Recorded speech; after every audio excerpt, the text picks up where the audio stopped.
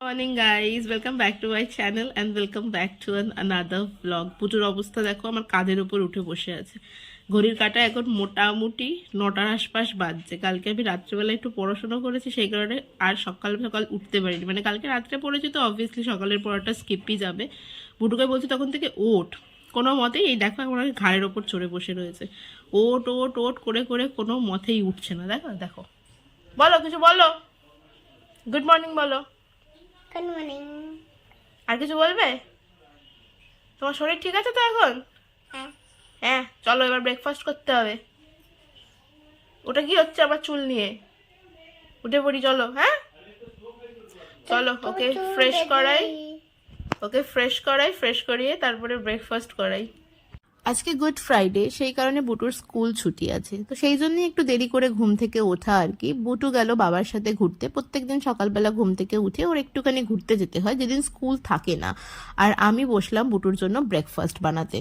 আজকে বুটুকে ব্রেকফাস্টে একটু ওট স্মুদি বানিয়ে দিচ্ছি। স্মুদি হলো চটজলদি হয়েও যায়, আর তার সাথে প্রচন্ড হেলদি একটা খাবার সবার জন্য, শুধু বাচ্চাদের জন্য না, বাচ্চাদের পাশাপাশি বড়দের জন্য কিন্তু প্রচন্ড হেলদি একটা খাবার হলো স্মুদি। ডেটস দিয়েছি, তার সাথে একটুখানি ওটস। আমি এটাকে একটুখানি গরম জলে ভিজিয়ে রাখবো ওই 4-5 মিনিট মতো। বুটু তো এখন মোটামুটি বড় হয়ে গেছে, তো সেই কারণে এখন আর ওটস গুঁড়ো করার কোনো দরকার পড়ে না। ছোটবেলায় যখন ওকে দিতাম তখন ওটসটাকে না আমি একটুখানি গুঁড়ো করে নিতাম শুকনো খোলায় নেড়ে, আর অথবা জল দিয়ে একটুখানি ফুটিয়ে নিতাম। তো এখন ওই একটুখানি ভিজিয়ে রেখে দিই। এবার তার সাথে অ্যাড করব একটা ফ্রুটস, একটুখানি কলা অ্যাড করে দিচ্ছি। আর এই যে ভিজিয়ে রেখেছিলাম যেটা, এটা মোটামুটি এইরকম একটা কনসিস্টেন্সিতে এসছে। তারপরে এটা দিয়ে দেবো মিক্সিং বলে। তার সাথে মিক্সারের মধ্যে দেওয়ার পর আমি এর সাথে একটুখানি পিনাট বাটার অ্যাড করে নেবো। আমি কেনা পিনাট বাটারই দিচ্ছি, তোমরা চাইলে এখানে বাড়িতে বানানো পিনাট বাটারও অ্যাড করতে পারো। তার সাথে দিয়ে দেবো একটু দুধ। বাচ্চাদের জন্য চিনিটাকে একটু অ্যাভয়েড করাই ভালো, সেই কারণেই আমি কলা, পিনাট বাটার, কখনো কখনো গুড়, এই সমস্ত জিনিস দিই যেগুলো ন্যাচারালি সুইটেড হয়। তারপর মিক্সার গ্রাইন্ডারের মধ্যে দিয়ে একটুখানি পেস্ট করে নিলেই রেডি হয়ে গেল স্মুদি। আর এতটা স্মুদি বানিয়েছি, এটা শুধু বুটুর নয়, বুটুর পাশাপাশি আমারও আজকে ব্রেকফাস্টে স্মুদি খাওয়া হয়ে যাবে। রেডি হয়ে গেছে স্মুদি। দেখো স্মুদি রেডি। কেটা মার দেব কিন্তু, এক গাল নাও শোনো, নাও নাও নাও না, তাড়াতাড়ি নাও। সকালবেলা ঘুম থেকে উঠেছে মোটামুটি 8টা 5-10-এর আশপাশ, আর এখন ব্রেকফাস্ট কমপ্লিট হলো। ঘড়ির কাঁটা এখন 10:30টার ঘরে। আমি যে স্মুদিটা বানিয়ে নিয়েছি, তারপরে ওনার বক্তব্য হচ্ছে আমি দুধ সুজি খাবো, আমি স্মুদি খাবো না। মানে ও এরকম করতেই থাকে, মানে কিভাবে খাওয়ারটা থেকে বাঁচা যায়, যত না খেয়ে থাকা যায় তত ওনার জন্য মঙ্গল আর কি। যাই হোক, জোর করে, জানি ওকে ম্যাক্সিমাম টাইমে আমার ওরকম জোর করেই খাওয়াতে হয়। জোর করে স্মুদিটা খাইয়েছি, আর ওষুধও খাইয়ে দিয়েছি। বাবার সাথে বেরিয়েছে, এই সামনেটা একটুখানি ঘুরছে। আমি এবার ঘরের কাজ শুরু করি। সকালবেলা ডেলি রুটিনে তো তেমন কোনো চেঞ্জেস থাকে না, আমাদের রুটিন একই রকম হয়। তো সকালবেলা ব্রেকফাস্ট করা হয়ে গেছে, করার পর আমি চলে আসলাম বিছানা গোছাতে। আর বুটু ঘুরতে গেছিল বাবার সাথে, তার আগেই চলে এসছে, এসে মশারির মধ্যে ঢুকে পড়েছে। ঢুকে পড়ে এখানে আমার সাথে গোছগাছ কাজ শুরু করেছে। আর ওর কাজ করা মানেই হলো কাজ বাড়ানো। আমি এখানে মশারি গোছাচ্ছি, আর ও মশারির ওপর উঠে এসে বসে পড়ছে। এবার চাদর ভাঁজ করা শুরু করলাম, যে আমাকে বলছে ছোট চাদরটা আমাকে দাও, আমি ভাঁজ করে দিচ্ছি। তারপরে ওকে আবার একটুখানি পাট করে দিলাম, পাট করার কাজ ওকেও একটু করতে দিলাম আর কি। ও দেখো এখানে পাট করছে চাদর। আমার এখন কাজ হচ্ছে এই বিছানা গোছাবো, তারপরে ঘর ঝাড় দিয়ে পোছা লাগাবো। তারপরের কাজ হচ্ছে বুটুকে স্নান করানো, লাঞ্চ করানো, সারা দুপুরে যে কাজগুলো রেগুলারলি থাকে। চলো তাহলে কাজগুলো আগে সেরে নি ফটাফট। আর আমি যখনই কাজ করতে আসি, আমার মেয়ের তো কাজ করতে আসতেই হয়। দেখো এখানে বিছানা ঝাড়ার যে ঝাড়ুটা আছে সেটাকে ঘাড়ে করে নিয়ে ঘুরে বেড়াচ্ছে, আর আমি ঝাড়ু দিচ্ছি, ও একবার এদিক একবার ওদিক করছে। বিছানা ঝাড়া কমপ্লিট করে চলে আসলাম ঘর ঝাড় দিতে। সত্যি কথা বলতে জানো তো, ঘর ঝাড়ু লাগানো আর পোছা দেওয়া, ঝাড়ুটা রেগুলারলি দেওয়া হয়, কিন্তু পোছাটা না সত্যি কথা বলতে রেগুলারলি দিই না। একদিন একদিন মধ্যখানে গ্যাপ দিয়ে দিয়ে তারপরে পোছা লাগাই। একদিন বা দুদিন এরকম গ্যাপ দিয়ে দিয়ে ঘরে পোছা লাগানো হয়। তো আজকে পোছাটা লাগাতে হবে, 2 দিন হয়ে গেছে, পোছা না লাগালে তো হবে না। চলো তাই চলে আসলাম ঘর পোছা লাগাতে। এই করতে করতেই মানে একটু লেট করে ঘুম থেকে উঠলে না, ওই তোমার বিছানা ছেড়ে ঘর ঝাঁটা দিয়ে পোছা লাগাতে লাগাতেই 11টার বেশি বেজে যায়। আর 11টার বেশি বেজে যাওয়া মানে বুড়োকে স্নান করানোর সময় হয়ে যায়। আমি তাই ভাবি যে আমার রান্না করার দায়িত্ব নেই, তাও আমি কাজ করতে গিয়ে হিমশিম খাই। আর যদি রান্না করতে হতো তাহলে কখন যে কি করতাম তা কে জানে। যাই হোক, এখানে মোটামুটি আমার পোছা লাগানো কমপ্লিট হয়ে গেছে। এবার কাজ হচ্ছে বুটুকে স্নান করানো। বুটুকে স্নান করিয়ে নিয়ে চলে এসেছি। কি করবি তুই? আর বুটু এখানে স্নান করে উঠে এসে টাপাটিনি গান গাইতেই ব্যস্ত। তারপরে ওকে জামা টামা পরিয়ে এখন রেডি করিয়ে দিয়ে তারপরে মানে কিছুক্ষণ বাদে লাঞ্চ করাবো। এখন মোটামুটি ঘড়ির কাঁটায় ওই 12:30টার আশপাশ হয়ে গেছে টাইম। সময় যে কিভাবে কত তাড়াতাড়ি বেরিয়ে যায় তার কোনো ঠিক ঠিকানা নেই। বুটুর এই জামাটা না ওর পাপা যখন এসেছিল তখনই জুডিও থেকে কিনে নিয়ে এসেছিলাম। তাই ও আমাকে এখন এটাই বলছে যে তুমি আমাকে এই জামাটা পরিয়ে দিলে কেন, আমি যখন ঘুরতে যাব তখন তো এই জামাটা পরবো। তারপর আমি বললাম ঠিক আছে তুমি এখন এই জামাটা পরো না, তোমাকে না হয় আরো জামা কিনে দেওয়া হবে, তখন সেই জামা পরে ঘুরতে যেও।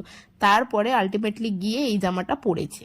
বুটুকে স্নান করিয়ে উঠিয়ে জামা কাপড় পরিয়ে রেডি করাতেই অনেকটা সময় চলে যায়। তার কারণ ও একবার দৌড়াদৌড়ি করতে চায় না ঠিক করে। এই টাইমে বোধহয় রেগুলারলি একটা না একটা টাইম বকা খায় শুধুমাত্র এই ক্রিম মাখানো, ড্রেস পরানো আর চুল আঁচড়ানো এইটুকুনি কাজ করাতে গিয়ে। কেননা চুপচাপ বসে কখনো করে না, বেশিরভাগ টাইমই লাফালাফি ঝাপাঝাপি করতে থাকে। যাই হোক, আজকে কিন্তু একটুখানি চুপচাপই ছিল, খুব একটা লাফালাফি করেনি। হ্যাঁ।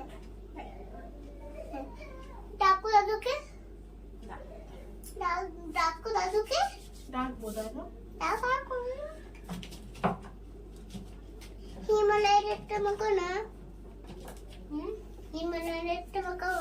এখন তো এটা মেখে নিয়েছে, এখন থাক, বিকেলবেলা আবার যখন মাখবে তখন হিমালয়টা মেখো। কেমন কেমন বলো একটু কেমন কেমন বডি লোশন মাখাবে না? Body lotion. আমি বুটুকে বডি লোশন লাগাতে ভুলেই গেছিলাম, আমার খেয়ালই ছিল না। আমাকে তাই মনে করিয়ে দিল বডি লোশন লাগানোর কথা।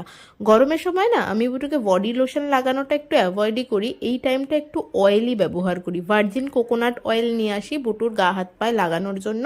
আর স্নানের আগেই ওকে ওটা লাগিয়ে দিয়ে তারপর স্নান করাই। তো এখনো অবধি এবারে আমার কোকোনাট অয়েলটা কেনা হয়নি, একটা অর্ডার দিতে হবে। যেহেতু কেনা হয়নি তাই এখনো ওকে বডি লোশনই লাগাচ্ছি, কিন্তু মাঝে মাঝে লাগাচ্ছি। একদিন আমি ইচ্ছা করেই স্কিপ করে দিই, কেননা দেখবে এই গরমের সময় না ময়শ্চারাইজার বা ক্রিম বেস জিনিসগুলো লাগালে না বেশি ঘাম হয়। মুখের খেয়াল করে দেখবে মুখেও কিন্তু ময়শ্চারাইজার লাগালে বেশ ঘাম হয়। তো যাই হোক, ময়শ্চারাইজার লাগিয়ে দিয়ে তারপরে দুপুরের লাঞ্চও করে নিয়েছে। লাঞ্চ করে দেখো ঘুমিয়ে পড়েছে। ভাত খেয়েছে, দেখো যতটুকুনি ভাত দিয়েছিলাম তার অর্ধেকটা খেয়েছে। মাছের ডিমটা তুলে রেখে দিই, সেটাকেও অর্ধেক খেয়েছে। অল্প একটু পোস্ত দিয়েছিলাম, সেটাও অল্প একটুখানি খেয়েছে। এইটুকুনি ভাত খেয়েছে। ওর থালার মধ্যে আমি ভাত নিয়ে এখন ভাত খেয়ে নেব। সাজিয়ে গুজিয়ে ভাত নিই না, অল্প দুটো ভাত, পোস্ত নিয়েছি, এখানে মাছের ডিম ছিল সেটা নিয়েছি, আর এটা হচ্ছে কি কচু ভাতে। এই তিনটে জিনিস নিয়েছি। ডাল ছিল, ডাল আর খাবো না, এই দিয়ে ভাতটা খেয়ে নিই ফাটাফাট। 3:45 বেজে গেছে। বুটু তো ঘুমিয়ে পড়েছে। ও ঘুমিয়ে পড়ার পর আমি লাঞ্চ করেছি। লাঞ্চ করে উঠে মানে আমি পড়তে আসবো, মানে পড়তে বসবো। ও তো এই টাইমটাতে আমি পড়তে বসি দুপুরবেলা টাইমটাতে রেগুলারলি। তো বুটু আবার ঘুম থেকে উঠে পড়েছিল, মানে বলি না মাঝে মাঝে ঘুম ভেঙে যায়, সেটাই হয়েছিল। তারপরে ওকে আবার ঘুম পাড়াতে গেছি। ওকে ঘুম পাড়াতে গিয়ে আমারও চোখ লেগে গেছে, আমিও ঘুমিয়ে পড়েছি। সেই করতে গিয়েই 3:45 বেজে গেছে। তাই ভাবলাম যে চলো, ঘুমটা ভাঙলো একটু আগেই আর কি, তো ভাবলাম এক কাপ কফি খেয়ে নিই। এই যে কফি নিয়ে বসেছি, ওখানে চেঁচাচ্ছে, উঠে পড়েছে ঘুম থেকে। যদিও মা চলে এসছে, আর কোনো টেনশন নেই আমার, মার কাছেই রয়েছে। মা একটুখানি হরলিক্স বা কিছু খাইয়ে দিয়ে তারপরে ও ঘুরতে যাবে। তো এখন ঘন্টাখানেক 2 ঘন্টার আশপাশ সময় পাবো। তো এখন এই যে কফিটা খেয়ে নিই, খেয়ে একটুখানি ঘুম চোখটা ভালো করে ছাড়িয়ে নিই আর কি। যদিও ঘুম ছেড়ে গেছে, তবুও মাথা ধরে যাওয়ার প্রবলেম আছে আমার মাঝে মাঝেই একটুখানি।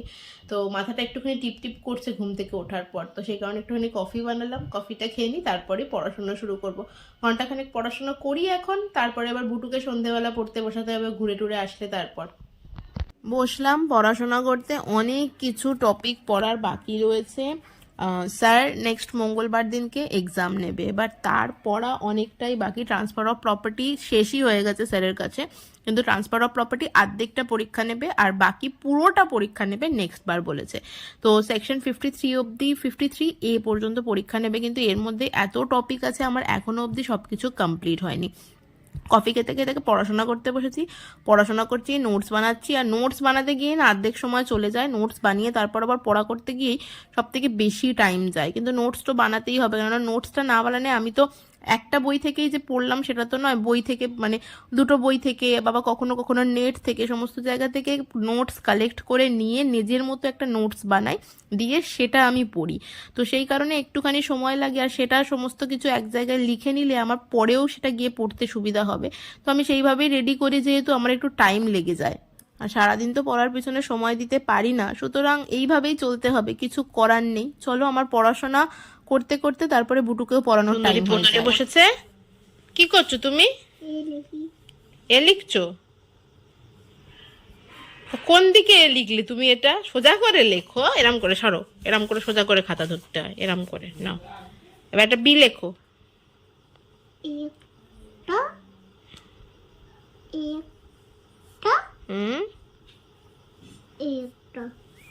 তোমার তো স্ট্যান্ডিং লাইন এক জায়গায় হলো, আর এই দুটো আর এক জায়গায়। এতখানি এটা তো বেরোবে না, যে বেরিয়ে গেল ওইদিকে। আচ্ছা ঠিক আছে, চলো একটা সি লেখো দেখি।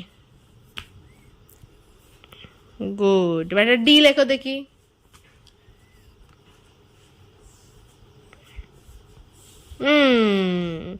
এবার কি লিখবে? এবার একটা ই লেখো দেখি। ই।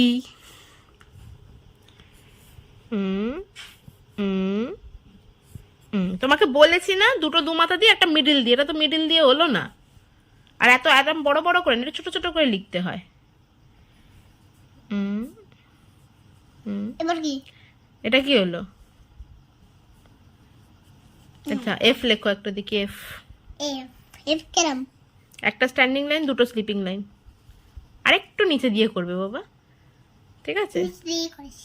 দেখো এই যে বি সি ডি ই, আর এই দেখো এফ, তাই তো?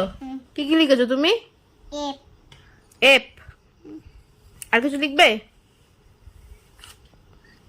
এবার কি করবে?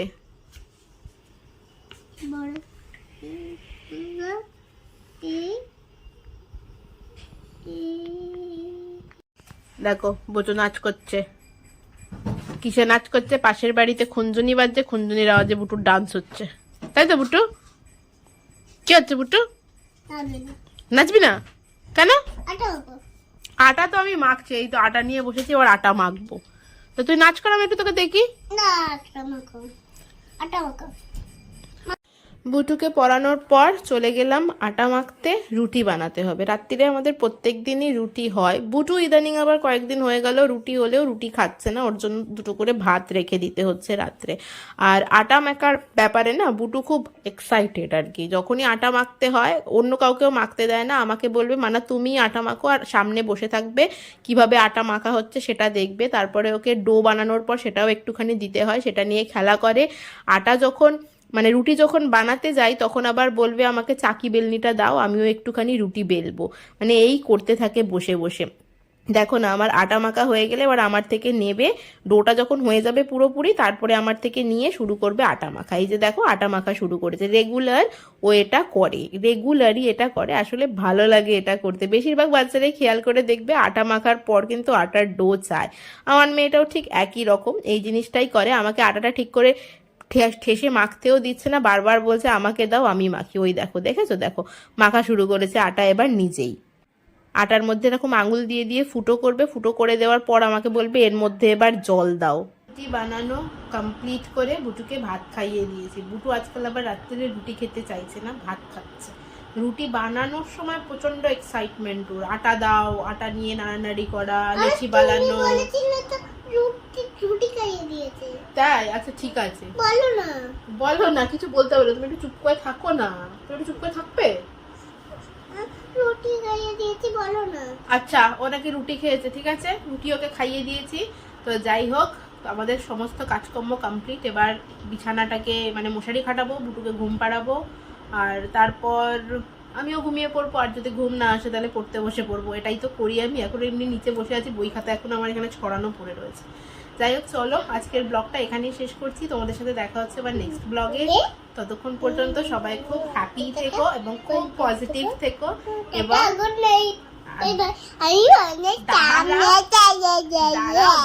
দাঁড়াও, আর যদি ব্লগটা ভালো লাগে do like share and subscribe. Okay চলো, টাটা এন্ড গুড নাইট।